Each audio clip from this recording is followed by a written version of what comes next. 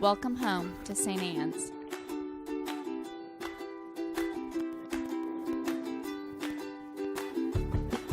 We want you to know that you're welcome to join us at 10 a.m. on Sundays. Please be sure to hit subscribe to receive our sermons. We can't wait to meet you.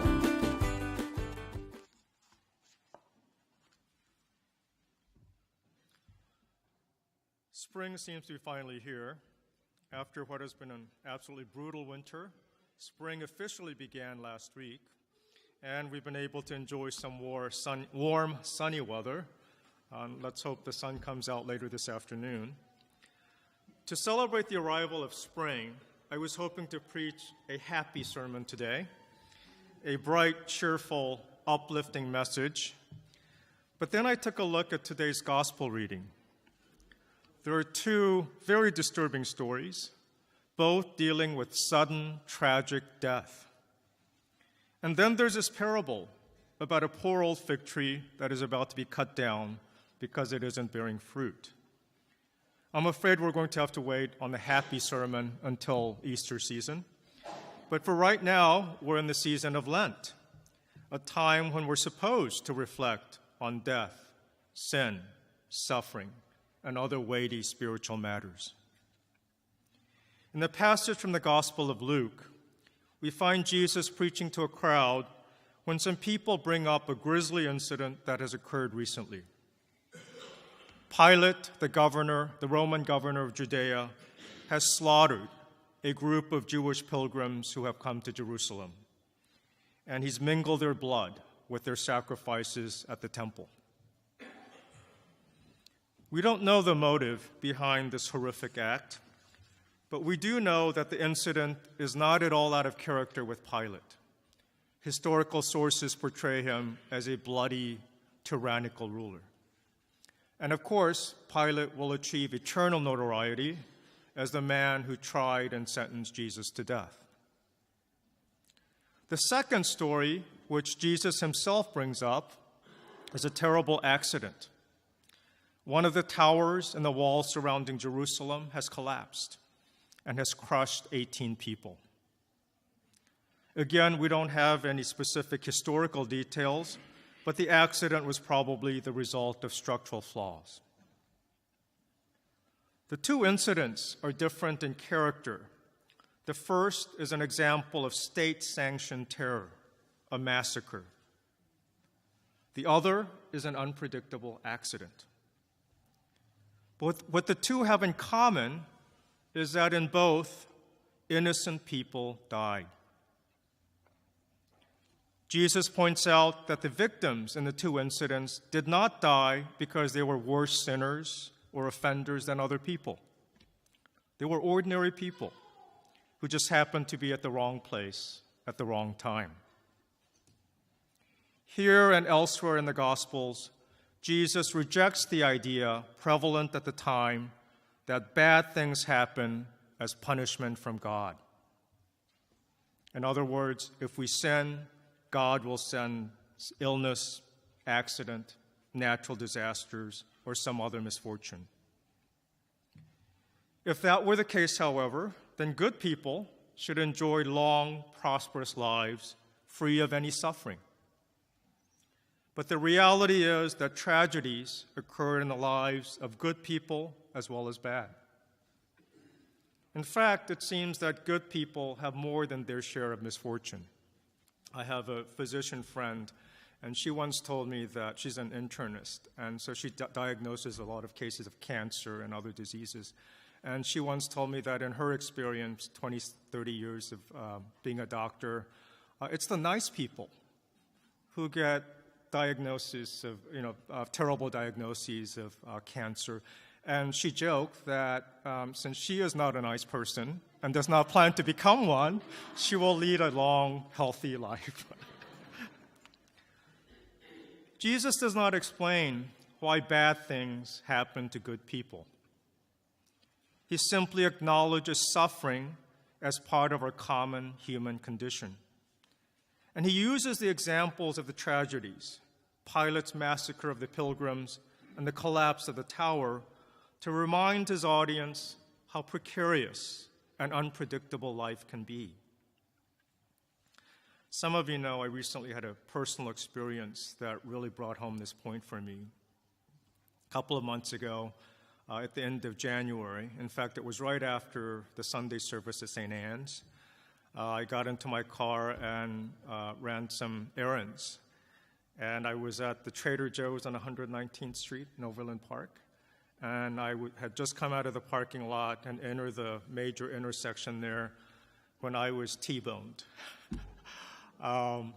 My car was by a distracted driver. It wasn't my fault. But my car was totaled, and I was transported by ambulance to a nearby hospital. During what seemed to be an interminable ambulance ride, two thoughts came to my mind. The first, strangely, was an episode from the TV show Modern Family. Are any of you Modern Family fans? Do you remember the episode where Phil Dunphy is driving and his family is in his car, and they are nearly T-boned by a huge truck? And the near accident shakes all of them up, and they realize how precious life is. And the family decides to be much nicer to each other, at least for the short period following the accident. The other thought that came to me was a real accident, a recent accident involving a former student of mine at the University of Central Missouri. She was driving on a country road near her home last December when she was involved in a head-on collision. The other car had spun out of control in icy conditions. My former student died.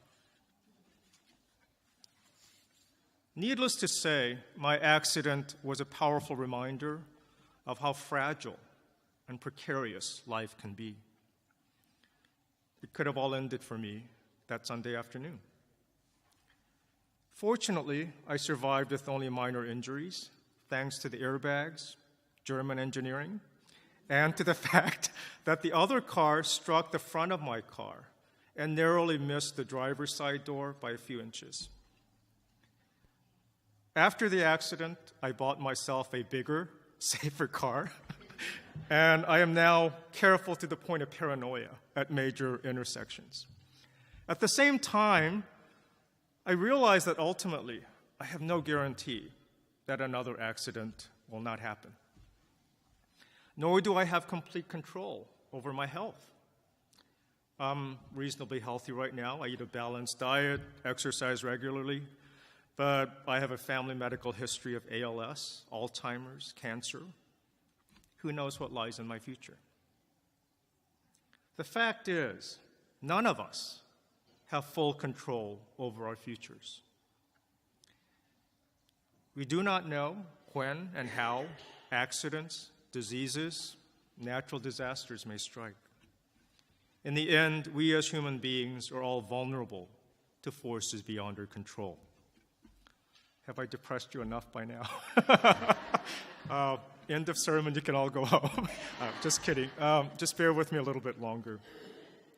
Let's return to today's gospel, because the point of Jesus' message isn't just to leave us with this depressing insight about the vulnerability, the precarious nature, the unpredictable nature of life.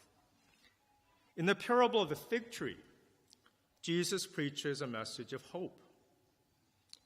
Although the fig tree is facing an uncertain future, it is nonetheless granted the time and the opportunity to do its job. Jesus' message to us is the same as the message to the fig tree: bear fruit. Fulfill the purpose for which we have been created. We may lead vulnerable and precarious lives. There are forces beyond our control. But we can control how we live our lives in the time that we're given. And as Christians, that life is characterized as bearing the fruit of the Spirit. In the letter to the Galatians, chapter 5, we find a definition of the fruits of the Spirit: love, joy, peace, patience, kindness, goodness, faithfulness, gentleness, and self-control. And it's no accident that love comes first on this list, because among these many virtues, the greatest is love. In the famous chapter on love, 1 Corinthians chapter 13, the Apostle Paul identifies love, faith, and hope as the three things that will last forever. And then he goes on to declare that the greatest among the three is love. In the Gospel of Matthew, chapter 22, Jesus declares loving God and loving neighbor as the greatest of all commandments. As followers of Jesus, we fulfill our call to bear fruit when we practice love. And of course, love is the theme for this Lenten season at St. Anne's. As many of you know, I'm not a cradle Episcopalian. My family background is Presbyterian. One of the things that drew me to the Episcopal Church was the beauty of the language in the worship service. I remember at the first Episcopal church I attended, Trinity Church in Boston, I heard this phrase in the benediction at the close of the service: be swift to love. At first, this sounded odd. It makes sense to talk about love in terms of degrees of love, to love deeply, to love selflessly, to love fervently, and so on. But I had never heard of love being talked about in terms of a time reference, to love swiftly. But it works. And in fact, it captures today's gospel message.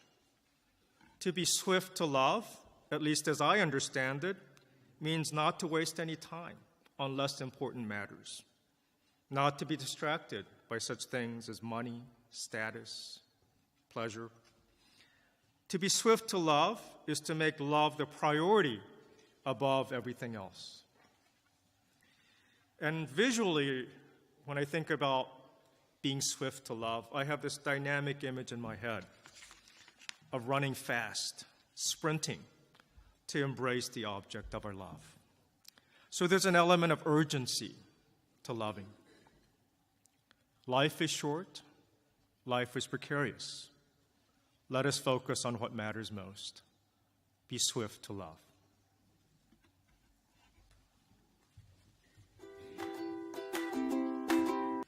We want you to know that you're welcome to join us at 10 a.m. on Sundays. Please be sure to hit subscribe to receive our sermons. We can't wait to meet you.